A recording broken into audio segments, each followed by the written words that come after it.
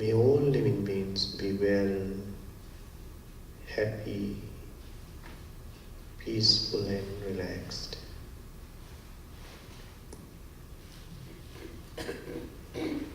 May all living beings be well, happy, peaceful and relaxed.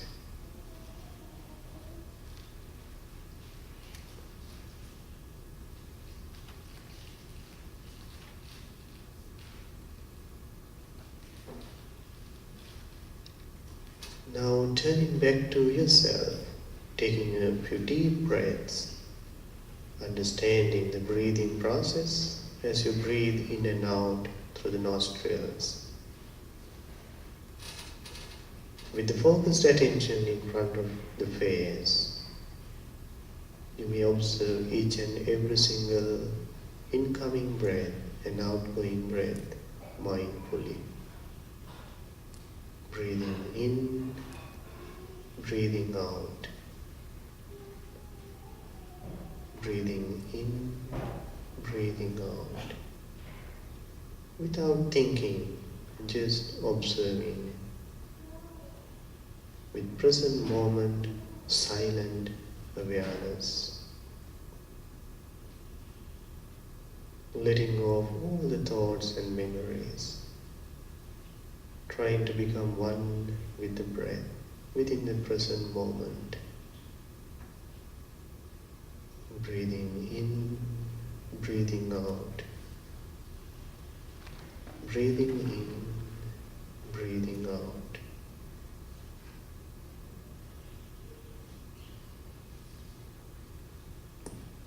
And simply observe how your mind becomes free from negativities, tension, anxieties and worries. Instead, how you develop more inner peace and harmony with this present moment, silent awareness of the breath. Breathing in, breathing out. Breathing in, breathing out.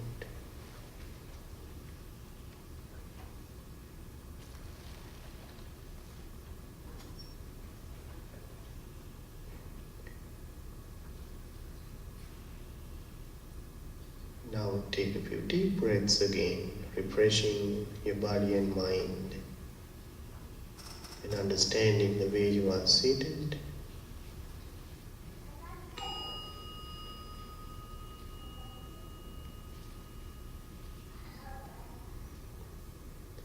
Okay, you can open your eyes.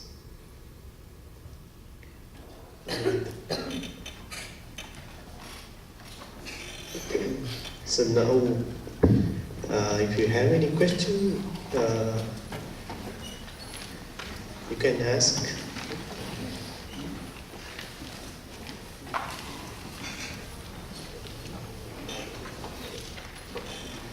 If you have any question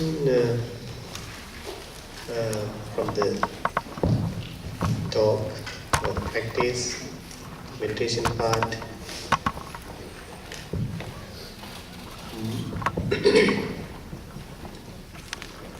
Yes. What are good visual exercises? I said, what are good visual exercises to increase the imagination? As a meditation, you mean? Yeah, in the form of visualization. Well, actually, in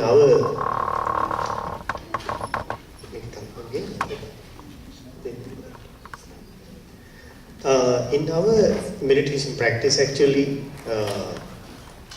we don't use like imaginary visualizations, you know. But as I practice the loving kindness meditation, we use some visualization as a quality that we develop within us, but still to develop that quality of love within us, you know.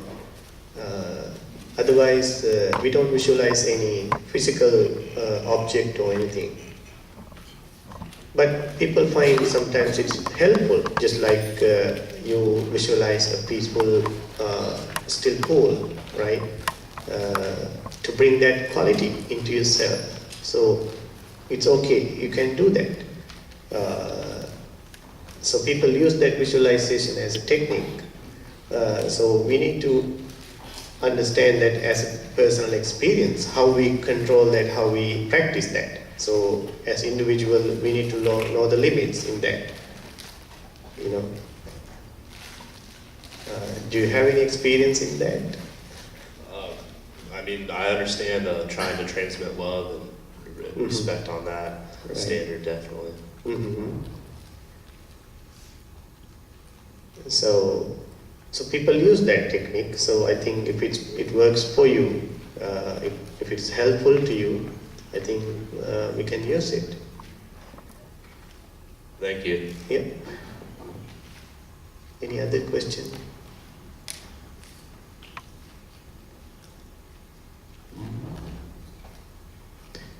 I see two hands. Yeah. I don't know if you actually get to the point where your mind is clear. Because that's my problem. When I try to meditate or try to get to that point to,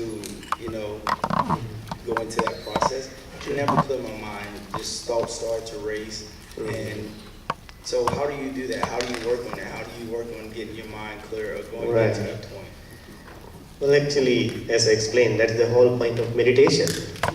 Without that training, it's not a sudden, instant result. So we need some practice for that. So that's what we develop, like one-pointedness. Without having any distraction, any disturbance. As we focus on this, like the breathing technique, as we did, through that exercise. When you practice that over and over again, like every day, just like other things, you eventually get to a point that find yourself in a very peaceful level without any distraction. That means you gain a better control in your mind, So it comes through many things. Everything is helpful there. Your understanding, your lifestyle, your meditation practice, not only the meditation practice, the understanding, as I said, this body-mind interaction, all these understandings are helpful there. But mainly, how to cultivate that, how to experience that is the meditation. Right? Do you have? Would you say that there's a specific place where you should go to meditate, or even a specific time would be more beneficial to you? Yeah, people have that question about meditation. What is the proper time? What is the best place to meditate? So in my experience, there's no such thing. As we practice this, cultivate this technique within our body and mind, it can be anywhere, anytime. But in the beginning, it has a point. If you do it at one place, at a certain time every day, it has a great effect. So people find it's very easy to meditate early in the morning or late in the evening, where there are no many disturbances around you. So we need to work on that personally. What is the best time for me, right? When your body and mind are ready for that, when you are not too much tired or sleepy, so you know the time to meditate then. Otherwise, there's no any particular time. Especially when we advance in this meditation, every time, all the time, you can be in meditation. That means, as I explained, as long as you are aware of your body and mind all the time, you are meditating. That is the point. It is not just sitting still with crossed legs or closed eyes. That is not the only meditation. As long as you are aware of your body and mind, what is happening to you, with careful awareness, observation, with good understanding, that is what we call the meditation. Okay? You have a question? Where does the body come into meditation? Because I know that some people have a hard time sitting still. So what would you advise? Yeah, in the beginning, people have this problem. right? The problem is we don't sit still, right? We always move and do activities, many things. So to sit still, very hard, very difficult. So it's all about training, it's a controlling. It's all about discipline. So we need to know individually, personally, we need to understand what is the best posture for me, right? You don't have to sit on a cushion on the floor, but you can use in a chair, maybe lying down. People practice in different postures. So you need to understand what is the best posture for you. And it takes time to get used to the posture. Posture is very important to maintain that stillness, as I said. If your posture is not settled, you cannot easily settle your mind. And it shouldn't be a torturing either. Right? So you need to find a comfortable way. You can work on that. So I have a question. I want to know what's the best way to meditation. So during meditation, what should I thinking? What should I pay attention to? And what's the difference between the meditation and a good sleep? And why during meditation I'm very easy to fall asleep?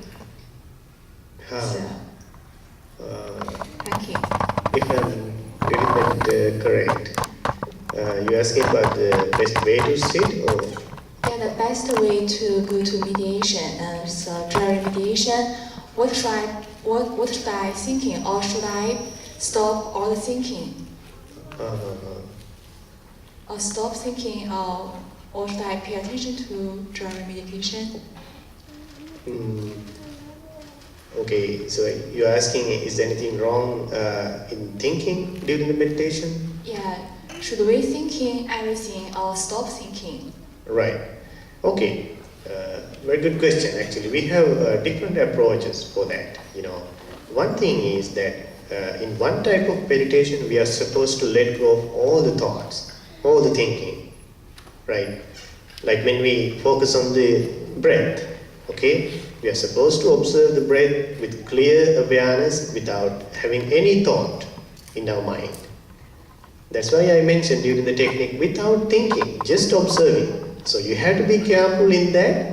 Observing or mindfulness is not a thought or thinking.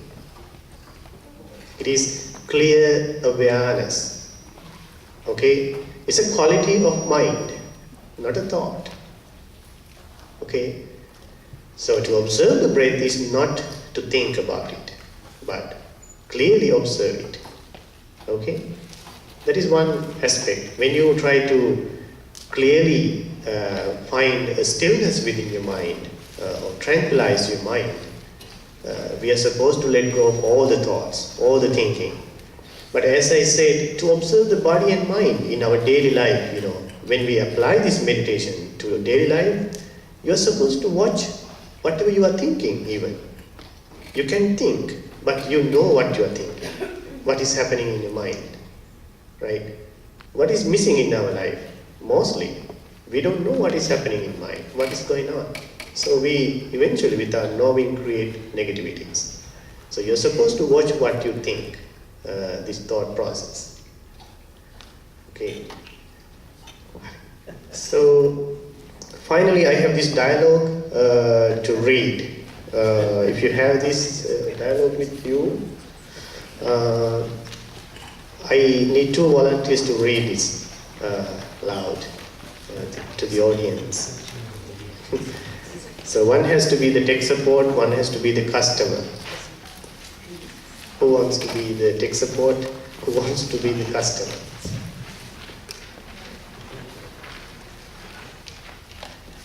Please.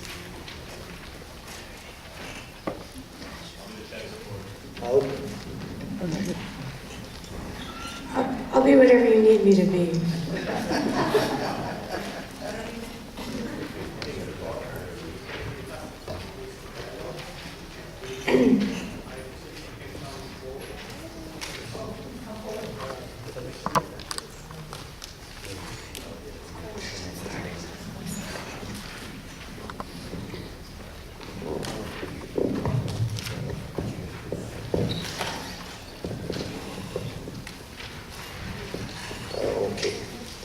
So he will be the tech support.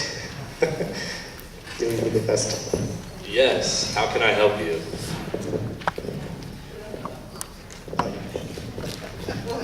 Thank you. Well, after much consideration, I've decided to install Love. Can you guide me through the process? Yes, I can help you. Are you ready to proceed? Well, I'm not very technical, but I think I'm ready. What do I do first? Well, I'm not.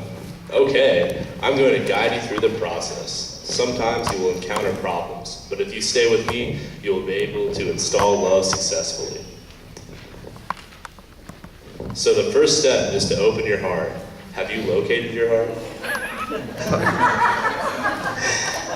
Yes, but there are several other programs running now. Is it okay to install Love while they're running? What programs are running right now? Oh, let's see. I have Past Hurt, Low Self-Esteem, Grudge, and Resentment running right now. No problem. This is normal. I've heard that from many other customers as well. Love will gradually erase past hurt from your current operating system. It may remain in your permanent memory, but it will no longer disrupt other programs. Love will eventually override low self-esteem with a module of its own called high self-esteem. However, you are required to completely turn off grudge and resentment. Those programs prevent Love from being properly installed. Can you turn these off? I don't know how to turn them off. Can you tell me how? With pleasure. Go to your start menu and involve forgiveness. Do this as many times as necessary until grudge and resentment have been completely erased. This may take some time. I will not stay on the line with you. You need further support. Thank you. Is there more to this? Okay, done. Oh, Love has started installing itself. Is that normal? Yes, but you have only the base program. To maximize the usefulness of Love, you must begin connecting to others' hearts in order to get the upgrades. Oops, I have an error message already. Message. Oops, I have an error message already. It says error program not run on external components. What should I do? Don't worry, it means that the program is set up in the run in sequence. First on your internal heart and then on your external heart. In non-technical terms, it simply means you'll be required to love your first before you can love others. So, what should I do? Pull down Self-Acceptance tab and click on the following files: Forgive Self, Realize Your Worth, and Acknowledge Your Limitations. Okay, done. Now copy them to the My Heart directory. The system will overwrite any conflicting files and begin patching fully programming. Also, you need to delete verbose self-criticism from all directories and empty your recycle bin to make sure it is completely gone and never comes back. Got it. Hey, my heart is filling up with new files. Smile is playing on my monitor, and peace and contentment are copying themselves all over my heart. Is this normal? Sometimes, for others it takes a while, but eventually everything gets at the proper time. So Love is installed and running. One more thing before we hang up. Love is freeware. Yeah. Be sure to give it and its various modules to everyone you meet. They will in turn share with others and return some cool modules back to you. Thank you. Divine.